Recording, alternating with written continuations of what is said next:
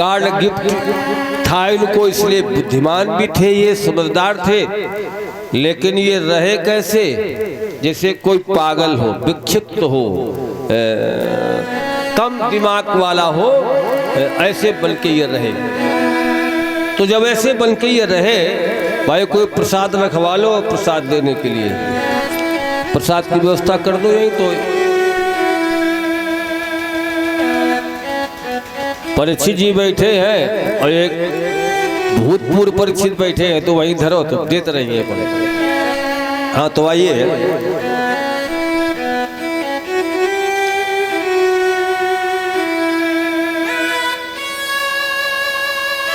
इनको पिताजी ने विद्यालय में भर्ती कराया कि पढ़े।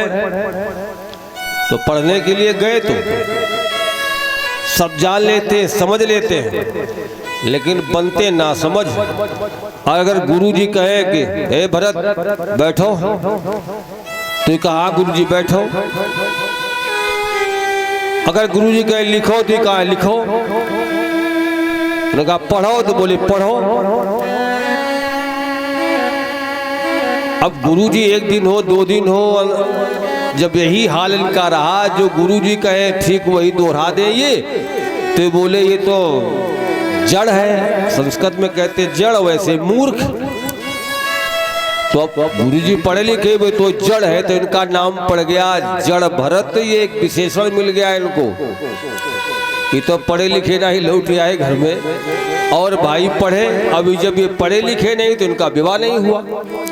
जो पढ़े लिखे थे सबके विवाह हो गए, अपन को विवाह कौन करे?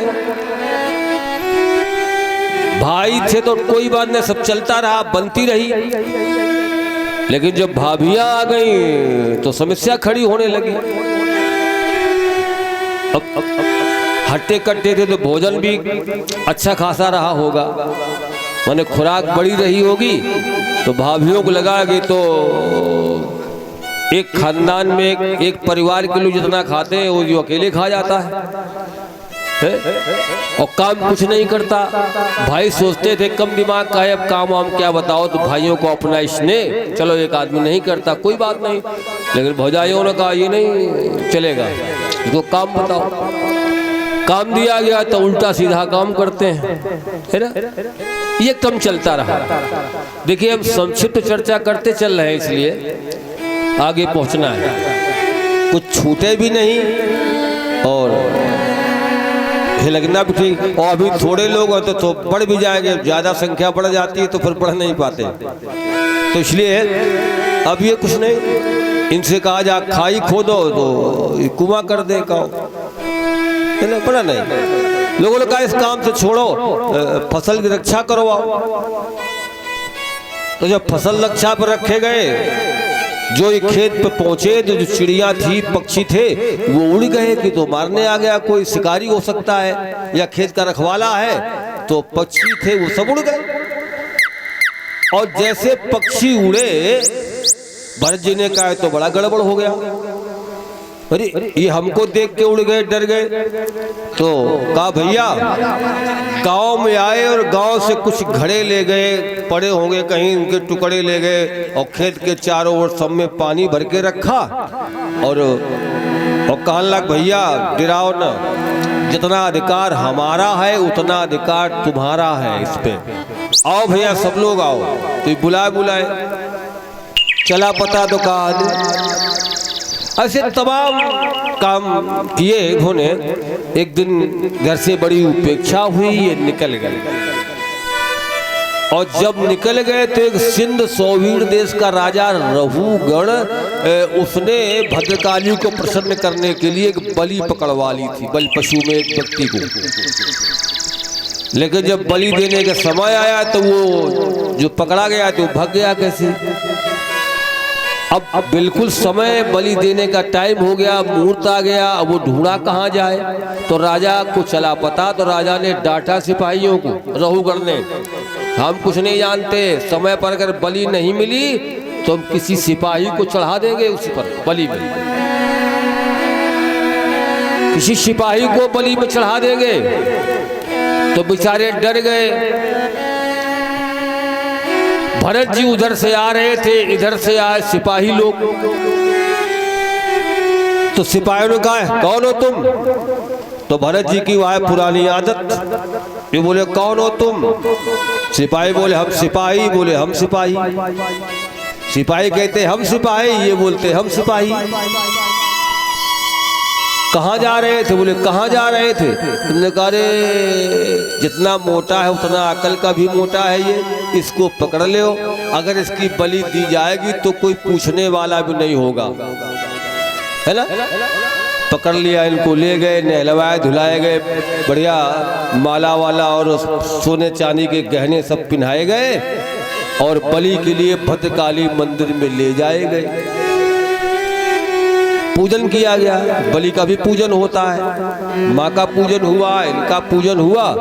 अब ये हुआ कुछ खा पी लो, अंतिम समय है। बढ़िया सा बढ़िया खीर बना के सामने रखी गई, मेवा डाल के। और जब खीर रखी गई उन्होंने कहा देखा अरे आज तक तो ऐसा मिला ही नहीं, घर में तो जूठन जाठन भाभियाँ देती थी और यहाँ इतना बढ़िया दिव्य प्रसाद है।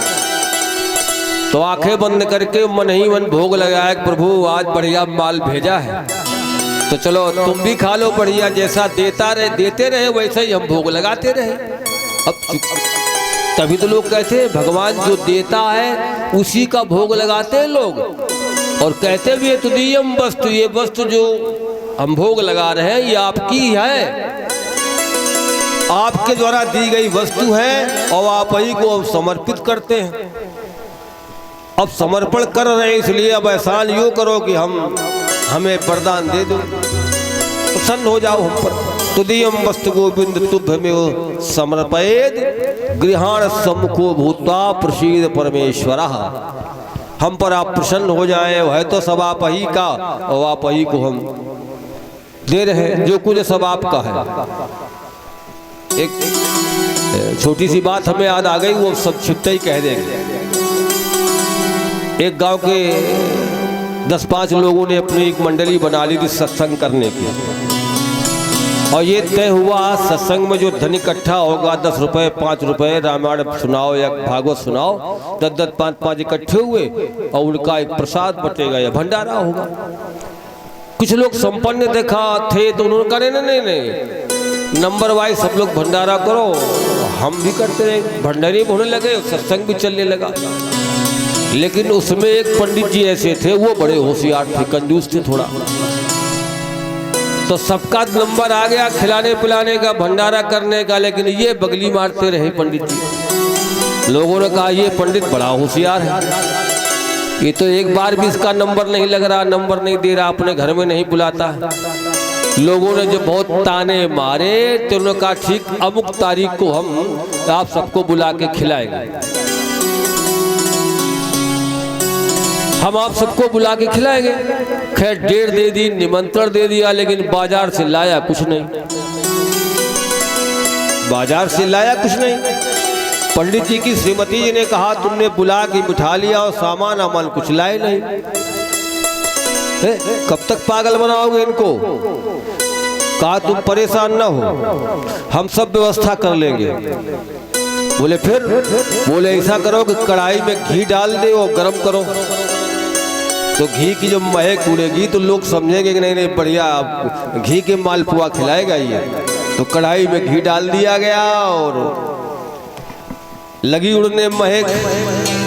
लोग पहुंचते जाते बैठते जाते, बोले भाई ये तो बात ठीक नहीं। लोग कहते पंडित जी कंजूस है, कतई कंजूस नहीं, घी में खिला रहा, सबने डालडा भी खिलाया है, अशुद्ध घी में खिला रहा, घी की महक आ रही, पूरी पकवान बन रहे हैं। और जब लोग पहुंचे मेहमान लोग तो सबका उचित सम्मान किया और कहा सब लोग भाई हाथ पैर धुलो, कमरे में बैठो। हाथ पैर धुल के कमरे में जब बैठने के लिए गए, कमरा इन्होंने बंद कर दिया, किमाड़े उड़का दिए यूं ही, और बाहर निकल के आए, उठाया चद्दर और जितने जूते और चप्पल इकट्ठे थे सब वो चदरा में बांधे और बाजार में जाके बेच ले।